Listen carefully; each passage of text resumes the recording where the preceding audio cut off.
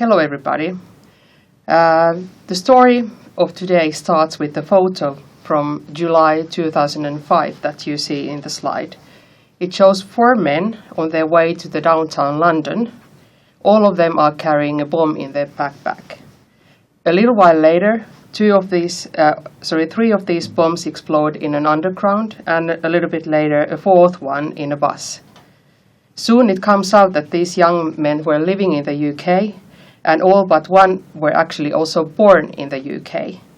The authorities and media started frantically looking for answers to the question, why did they do it? They all seem to have lived ordinary lives, and none of those near them actually knew what they were planning. Actually, the story doesn't really start with this photo. There were 2 attacks before this, one in Madrid and one in Amsterdam the year before. In Madrid, bombs exploded in commuter trains, and in Amsterdam in November 2004, a young Muslim killed a very well-known Dutch controversial columnist, who was also known for being critical to Islam. What unites all these attacks that I mentioned is that they have all been committed in the name of jihadism. This worldview, or ideology, if you will, also goes with the name Salafi jihadism or radical Islamism in the public debate. People who support this line of thinking adhere to an extreme interpretation of Islam. They dream about establishing a caliphate that would be run by Sharia law. They commonly believe that the West is waging a war against Islam, and they believe that violence is not only necessary but also a duty of every Muslim in this fight. Al-Qaeda is probably the best known of jihadi networks. Another well-known that is operating right now is the ISIS, which is waging the brutal war in Syria and Iraq at the moment. The majority of jihadists actually operate outside Europe, but it has also supporters in this continent. So returning to the question after the attacks, why do young European-born Muslims want to commit this kind of deadly attacks against the country in which they live? Throughout this presentation, I want you to remember that we are actually talking about a very marginal phenomenon. It's not like all young Muslims in Europe are attracted to jihadism or want to commit violent attacks. This is far from true. It's also true that it's not only those who are born as Muslim that are attracted to jihadism. There are also very well-known cases of converts, native-born ethnic Europeans who have converted to jihadism. It's also good to remember that kind of violent radicalization that we talk now is not a Muslim thing as such. It's also something that we have seen in European history time and again. The last bigger wave of radicalization, violent radicalization that we have seen in Europe is actually, it was people like you who are watching this presentation, mostly university students in different European cities. If you would like to reflect on how you would have thought if you were living through those times, I recommend you to watch the documentary film The Weather Underground. Well, explaining why people commit violence and how they radicalize into violent ideologies is actually a very complicated enterprise. I do not even try to provide a comprehensive answer to the question here. In any case, it has to be said that it cannot be explained as a result of brainwashing, neither as influence of sinister imams or mental health problem. What I will do today is that I focus on one aspect of this phenomenon that I think is perhaps the most interesting and relevant one in the context of this course. So the first question, and the main question that I will address here, is why are so many second and third generation immigrants in Europe attracted to jihadism? Well, the number of those who actually engage in violence is limited, especially in the form of violent attacks in Europe. Still, there seems to be something that makes jihadism nowadays attractive to young Muslims in Europe. How can we explain that? Well, to be attracted to a certain worldview, I think two things need to exist. The first one is that the individual needs to be open for new ideas and interpretations. Secondly, the extremist ideology in question needs to make sense in the light of that person's own experiences and emotions. So what kind of experiences and challenges and sentiments make some second and third generation immigrants find the message of jihadism attractive then? Many researchers think that the attraction of jihadism is linked to the difficulties that the second and third generation immigrants are facing in Europe. This is by no means the whole story, but still a significant part of the picture. It is in a way notable that we are talking about these people who are actually born in Europe as immigrants. These young people, second and third generation immigrants who have grown up in Europe indeed, find the culture of their parents already pretty alien. They do not necessarily even speak the language of their parents. At the same time, they feel that they are not completely at home in the country they live in, not quite welcome, and not quite treated as equal citizens in a country in which they have lived all their lives. They find it difficult to identify with the country and culture of their parents and be proud of it. But on the other hand, they also find it difficult to feel that they belong to the society and are accepted in the country they live in and are part of that culture. In a way, they are caught between two cultures and two identities. This in general is a very common phenomenon among second and third generation immigrants, and not just Muslims, but in general. Individuals find different ways to deal with this. For some, it's not really a big problem. Others may be more so. Some people drift around aimlessly and so forth. There are just as many stories as there are people. Some of these individuals find their sense of belonging and identity through religion. It may be something that is called Euro-Islam, a version of Islam that combines Muslim faith with European culture. Many find it rewarding to identify themselves with the global community of Islamic people. Being Muslim becomes for some an important anchor to their identity. However, this doesn't automatically mean that the person would actually be interested in jihadism.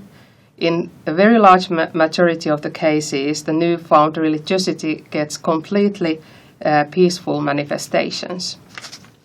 But for some, however, that version of Islam that they get attracted to is indeed jihadism. Somehow the argument that the West is waging a war against Islam makes sense in the light of their everyday experiences with living in Europe. Those who join jihadist networks are generally not very well educated in religion, however.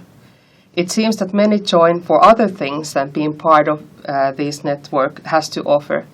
Not so much ideology and being religious as such, but being part of these networks and being part of violent jihad may give them such kind of status and sense of purpose in life that they are missing. Well, when we talk about radicalization in general, I think it's important to understand that it's just as much about emotions as it is about ideological deliberation and thinking. Studies have also shown that radicalization tends to have a very strong social dimension to it. A very well-known terrorism expert, Mark Sageman, has talked about bunches of guys. It is often so that actually the social bonds and the comradeship to some degree actually are there already when the ideological radicalization happens. It's not necessarily, and in most cases it's not the case that the person would find jihadism first and then people who are jihadists to be with them, but rather people radicalize in small groups. Going to the next question, the second question of this presentation, why do they decide to leave for Syria? The most pressing jihadist concern in Europe, undoubtedly at this moment, is the foreign fighter phenomenon. Young people, mostly young people, both men and women, leaving from European countries to fight in Syria and Iraq, mostly in the ranks of jihadist groups. It's not a new thing that people leave from Europe to other countries outside Europe to fight. What is remarkable in this wave is that this is by far the biggest ones we have seen so far. I have here an estimate for you from the International Center for the Study of Radicalization about the number of foreign fighters that have left from Europe per country and left for Syria in this case. The estimate is from January this year, 2015, and the numbers still keep on growing. There is actually quite a little information about these foreign fighters, who they are, why they left until now. It's still an ongoing phenomenon, and not that many have come back, and not everybody who comes back is necessarily willing to talk and tell about their experiences. What needs to be remembered here is that these people who leave for Syria are not necessarily the same people who would have been interested in doing a violent attack in the European soil. However, and having said that, the picture that is emerging from what we know about the foreign fighters does tell partly the same story about feelings of not belonging. I have heard authorities from different European countries saying that people who have either considered leaving or have left have told that they have seen a possibility to start again, have a new beginning in Syria. Most Europeans, when they think about ISIS, they think about the brutal way that it has ruled the territories, and that includes beheadings, burning people alive and suppressing women. Those who are interested in leaving and joining the ISIS and that kind of organizations are not seeing the conflict primarily in these terms. I give you one example of what they might see when they consider leaving. About a year ago, under the hashtag 5-star jihad, you could find a lot of photos like this. The reality is that those who leave facing Syria are not like this. They are very different from this. But from distance it may well look like fighting in Syria has many things to offer than one does not have at home, especially if you feel like you have nothing to lose anymore. Usually the decision to leave seems to be a mix of factors. Attraction to jihadist ideology is one of them, but also happening to meet certain people at certain time, desire to become a fighter because it's sexy and it seems to be a status that is heroic, a life crisis that gives an opening for indeed having a fresh start, friends who have already left or are leaving so that they leave together. It is also notable that it's not only young men that leave, but also women. And if you consider what we know about the role of and position of women in today's Syria and Iraq, that may seem something that needs explaining. There are also studies that show that those women who leave from Europe to Syria are interested in fighting there, and in a way have maybe absorb the Western roles of women, while when they go there, they face the realities that is not necessarily what is expected from there. Moving on to the third question, what kind of initiatives have been launched by governments to counter these developments? The European governments have indeed not just stand and watched what's happening. Almost all Western European states now have what is called a counter-radicalization plan of some kind. The goal of these plans and programs under it is early prevention, which means that they try to prevent people from getting radicalized into violent extremism or help those who have already been radicalized to leave that behind. The idea of counter-radicalization as such is a fairly new one, actually. Such programs have been drafted only during the last 10 years.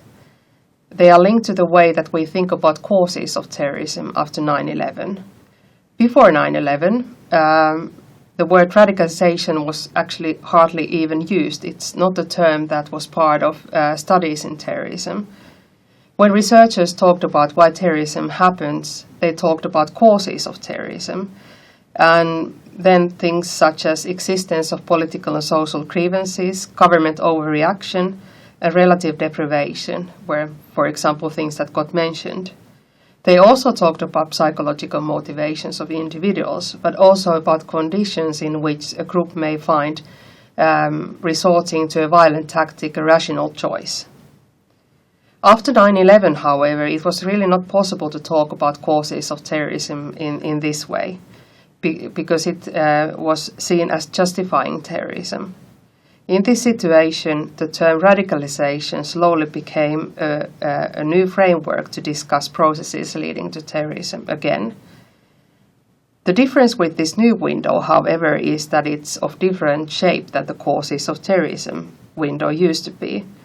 The radicalization discourse is now much more focused on the individual level factors than the causes of terrorism discourse used to be.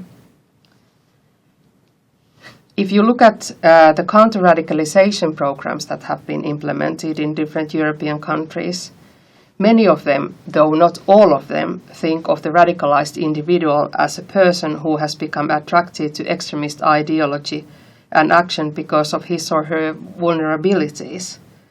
These vulnerabilities can be a lack of social networks, loneliness, not having a job, not having meaningful things to do, maybe some kind of mental health problems also, etc. The idea is that the authorities try to fix these vulnerabilities, and when they are fixed, the individual would be able to leave the extremist thoughts behind. If you think about what kind of program would be a typical counter-radicalization program, it would be a program run on the local level, most typically by a third sector actor, and it consists of counseling, assistance, some kind of activities for leisure time, and sometimes possibility to discuss religious views with an imam, for example. If you think about this, it all kind of seems nice and soft, kind of social policy approach to violent extremism. But if you now think about it for a little bit longer, it is actually an inherently non-political way to deal with the phenomenon. What it basically says is that people who are attracted to extremism, they have something wrong. They have a problem and they need help. That problem may be linked to grievances, but the problems can be fixed in the individual level. That is the basic idea in these programs. It becomes unnecessary to address the larger social and political questions which could be otherwise maybe with the old causes of terrorism discourse highlighted. If the politics are addressed in today's counter-radicalization programs, it is typically done by providing counter-narratives to those narratives that are provided by jihadists. To put it bluntly, it's basically that the government presents its own version of the situation and what has been going on and how things are, and basically tell that the extremists have got it all wrong. Well, what should we think about these counter-radicalization programs? Personally, if I'm totally honest, I have very conflicting thoughts about these programs for many reasons. Among them is that these programs are very new. The oldest ones are 10 years old. So we actually do not have much evidence yet whether these are working or not, and it's inherently difficult to evaluate it because there is no way of knowing what would have happened without these programs.